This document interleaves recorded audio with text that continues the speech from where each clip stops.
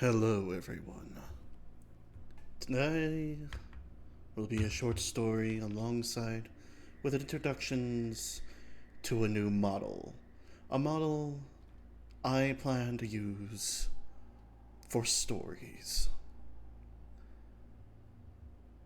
I'll be putting it on the announcement tab, but as the story progresses, I will show the model. I would also like everyone to know that this story was done by me, not in a professional manner, but just a story I had thought up of within the past week. So please, do enjoy my lovely little story of the lost crow child.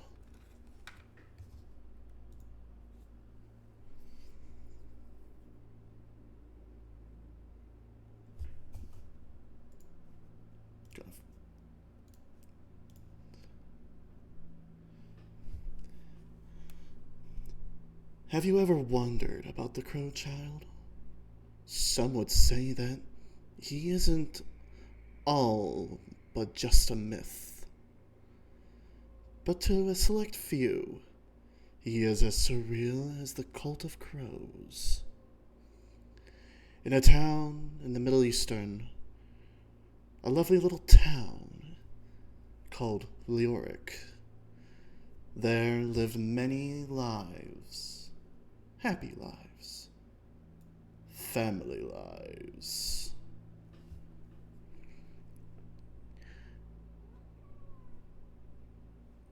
Family lives that thrive within unison.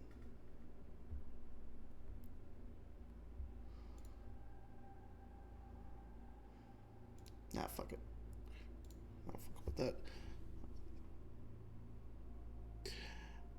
And through thick and thin, they've been through many, many hardships. The town wasn't very known for much. They love having outsiders visit from time to time, mostly to trade them goods, from food to charms to weaving information of the local landscape.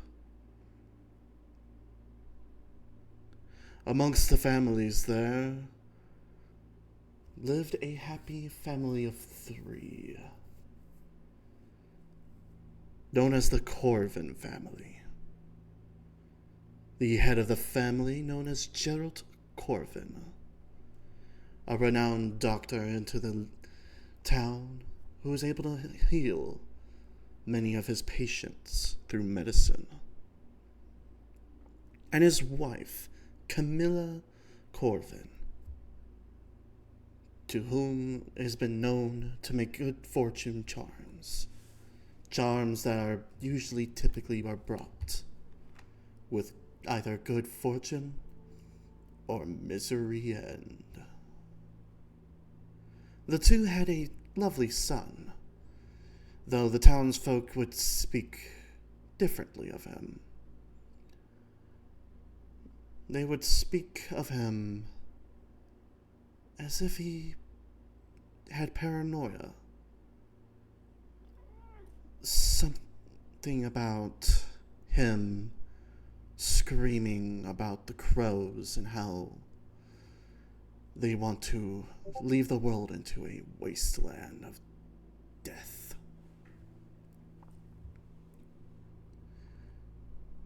This son of theirs was known as Dmitri Corvin.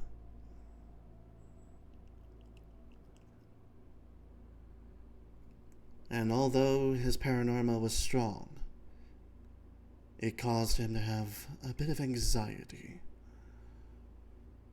So much so that he hasn't been known to be making much communications with most people.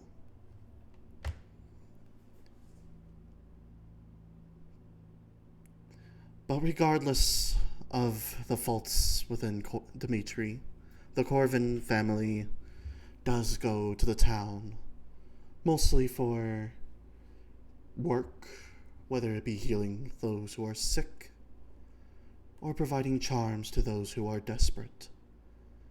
They also attend certain gatherings within the town,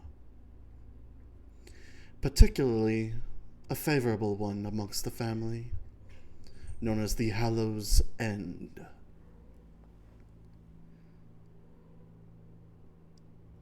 This tradition of the Hallows End has been known to ward off evil spirits, which typically allows for Dimitri to relax for a bit.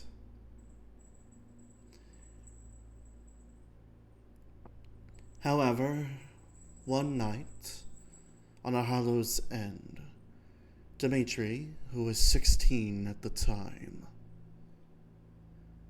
ended up finding a fair young maiden, very elegantly dressed in a raven black dress. Unknown to the townsfolk, thinking that she was new, probably just recently moved in. She seemed interesting. To Dimitri, she was no more than just an ordinary girl, a woman who just came to see the festivities of the town. Upon nearing the end of the event of the Hallows End, he was approached by this fair maiden. A simple dance is all she asked of him, preferably the one by the end of the night, the grand finale of the dance macabre. Unknown to Dimitri's paranoia, he accepted her offer to dance. As the two dance with the rest of the townsfolk, Dimitri took notice of eerie sounds. Sounds of crows flapping, watching, and making a claim. A claim to some payment that is in need of fulfillment. When the dance was over, the tops of rooftops and lanterns were filled with crows unlike no other. Fear filled Dimitri's body as he was whispered by the fair maiden to his ear.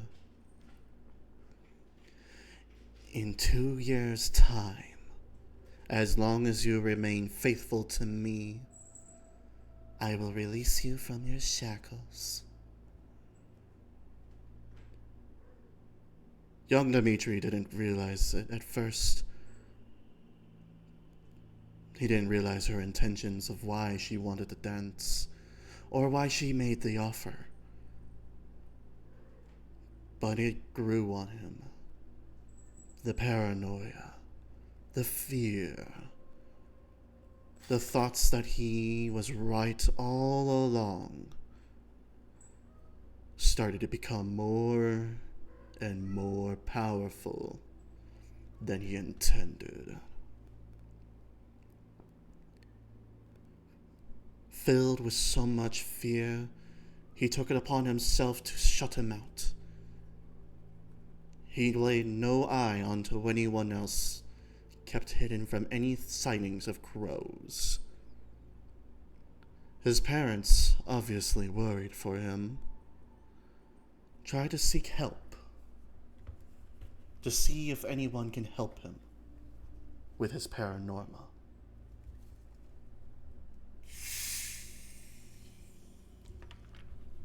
As time goes by, Dimitri, still ever unsure, prayed. He prayed upon someone, anything, anyone, to allow him respite of his paranormal activities.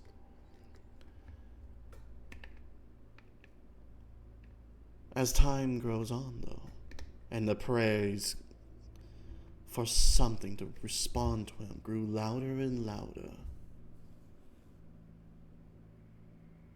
an eerie voice says to him, "To me, your body, and my protection to you ever atone."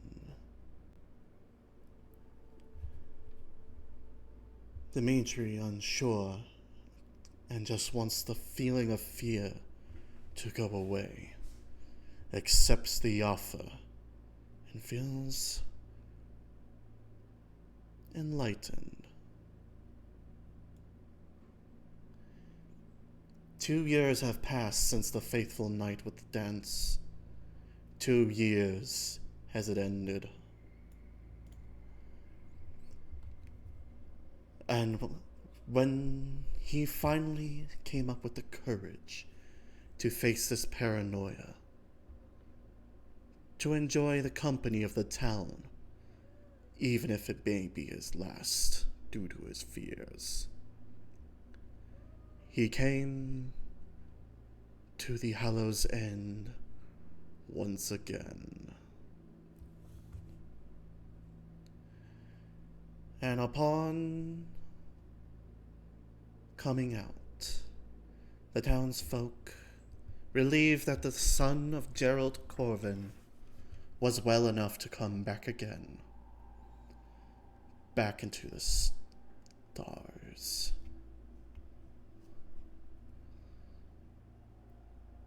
As the night went on and the festivities proceeded, before the end of the night, a murder of crows started to form amongst the stars in the sky. And upon all of this, there stood a mysterious figure in a robe, black as the night, and yet ever feathery, like the feathers of the crows. "Faithful for 2 years I've asked for you, and yet you've offered your body to something else.